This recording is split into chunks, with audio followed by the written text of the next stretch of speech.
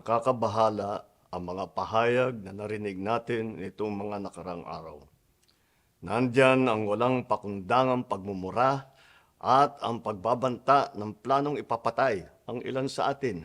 Kung ganun na lang kadali ang pagplano sa pagpatay ng isang presidente, paano pa kaya ang mga pangkaraniwan na mamamayan?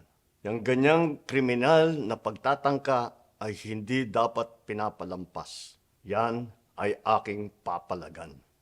As a democratic country, we need to uphold the rule of law. Ako, bilang pinuno ng Executive Department at lahat ng mga nanunungkulan sa pamahalaan ay may sinumpaang tungkulin na tutupdin at pangangalagaan ang konstitusyon at ang ating mga batas. Kaya hindi tama ang pagpigil sa mga halal ng bayan sa paghahanap ng katotohanan. Hindi na sanang hahantong sa ganitong drama kung sasagutin lamang ang mga lehitimong katanungan sa Senado at sa House of Representatives. Ang katotohanan ay hindi dapat itokhang. Tapos na sana ang usapang ito kung tutuparin lamang ang sinumpaang panata na bilang lingkod bayan ay magsabi ng totoo at hindi hahadlangan. Imbis na diretsahang sagot, nililihis pa sa kwentong chicheria. Hangad ko na matuldukan na itong mga pangyayaring ito sa parang matiwasay at magdadala sa atin sa katotohanan. 12 taon din ako nanungkulan sa magkaparehong kamara ng Kongreso.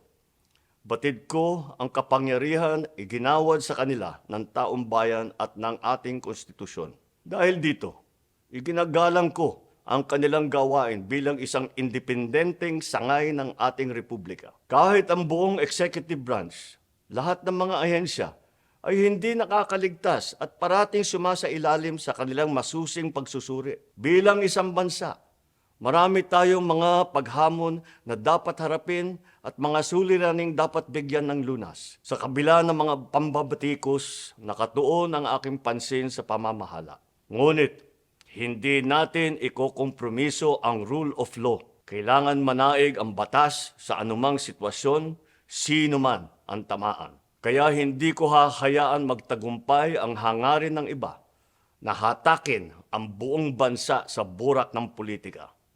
Igalang natin ang proseso. Tuparin natin ang batas. Alalahanin natin ang mandato na pinagkatiwala sa atin ng milyon-milyon na Pilipino. Magtrabaho po tayo sa ikauunlad ng Republika ng Pilipinas at para matamo ang bagong Pilipinas.